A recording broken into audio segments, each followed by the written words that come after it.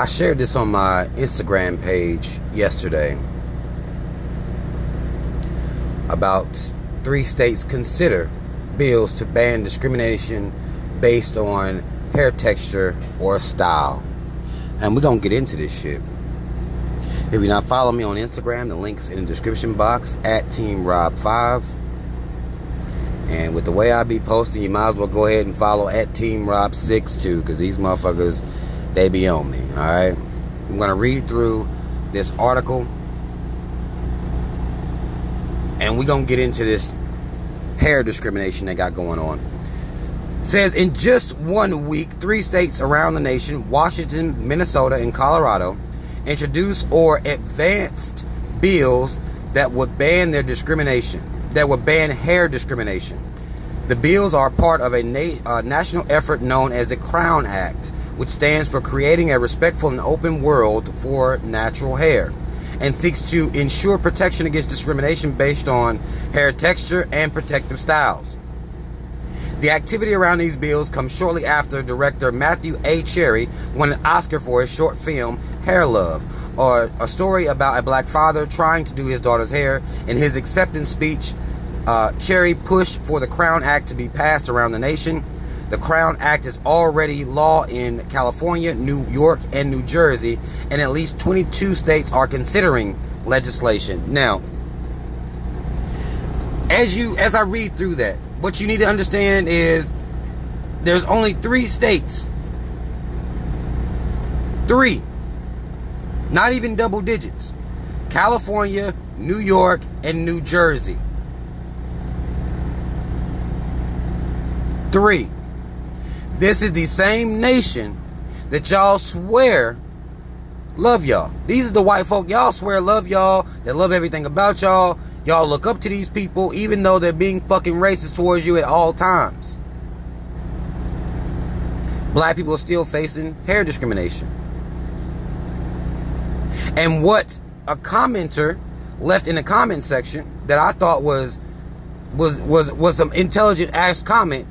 She said, well, sure, they can pass the act, but that's not going to stop them from discriminating against you for whatever they want to. We understand that laws are only as good as the enforcement of such. They don't have to tell you that I'm not hiring you for your hair. They don't have to say that shit. Now, I do feel as though we've played a huge part in allowing it to get to this point, due to our willful assimilation into trying to look like these people, letting that be our professional look. I feel like we've given them the space and power through our lack of confidence and self-love. We've given these motherfuckers the power to be able to discriminate against us. What the fuck was they gonna do if post the so-called freeing of slaves, nobody straightened their fucking hair? Nobody was cutting their, black men wasn't cutting their hair and their locks off or anything like that to go get a job. What the fuck was they gonna do? What could they have done?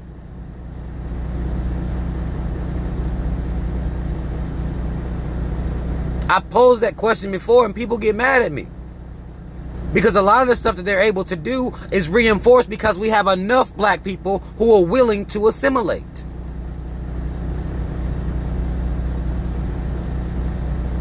We have way too many black people that are willing to assimilate. Now, I've seen black men and women working higher up corporate positions have natural hair, afros, locks. I've seen these things happen. I know people that work in higher positions that have afros, locks, and natural hairstyles, even if it's braids and things like that. I know these people exist. But we have to understand that us standing strong is everything. Is everything. If they turn around and fire every single black person who has their natural hair, or hair is in its natural state, then we bang. That's what we do. We know laws are not upkept for us. We know this. We understand this. And it's us and our willingness to assimilate, to look like them. Us not feeling beautiful unless our hair is textured like theirs. Us feeling as though our hair is hard to deal with. This is what we are dealing with in reality. There are 22 states considering it. And it's so-called 2020. Now, black folk, we have power to make change if we stand together. But we have too many people that are willing to assimilate. Too many people who are willing to make excuses. Too many people who are willing to do whatever the fuck they gotta do to go lay up and work with the white man and or his mama. We have too many of us willing to do this. And that's where our problem is, if you ask me. The very root of the problem is that. Only 3 states in so-called 2020. And y'all done let these white folk convince y'all that they love y'all. If white people cared anything about you, they will be out here banging against discrimination against you about your hair. They will be on the front lines.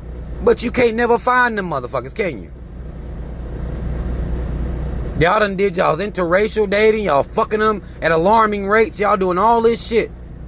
But these motherfuckers are not on the front lines to make sure that you're treated fairly within the workplace. Because they ain't got to worry about it. Their hair is always accepted. The texture of their hair is never at question or in question. They're fine. Because it's their system. But I want to see what y'all think about this. I mean, I saw this shit and I'm sitting here like, man, and these the motherfucking people that black people sitting out here trying to impress every day. These motherfuckers don't give a fuck about you. Not one piece of a fuck. Or they will make sure there is no discrimination against you anywhere. And we know the people that are in these positions that are calling themselves considering it, to people who even have the discrimination, we know these is white folk. We know that.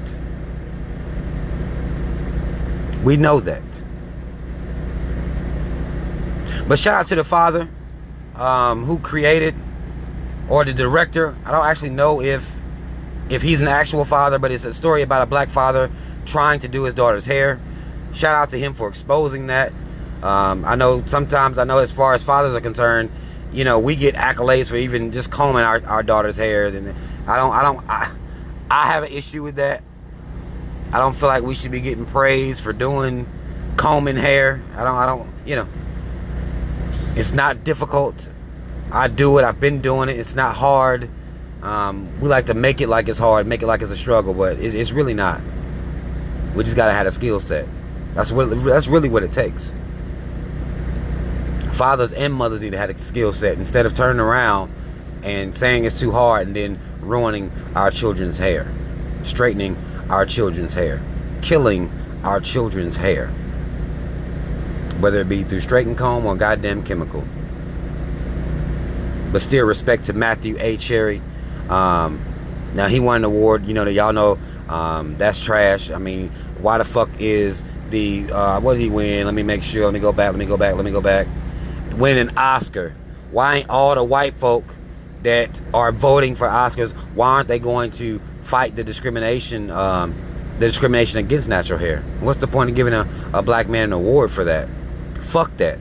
Go use your white privilege to actually do something. This is the standard we need to hold these white motherfuckers to, if you're gonna be fucking with them like that. Who gives a fuck about an Oscar if it's still a very clearly it's still a problem. But that's all the fuck I want to say, y'all. Y'all comment if you need to comment. I really do feel like if we were a stronger people, these motherfuckers wouldn't have no choice but to accept us. And if you don't accept us, okay, then let us go mind our goddamn business then. Y'all know they won't let us mind our business. Y'all notice that? Historically, they don't let us go mind our business.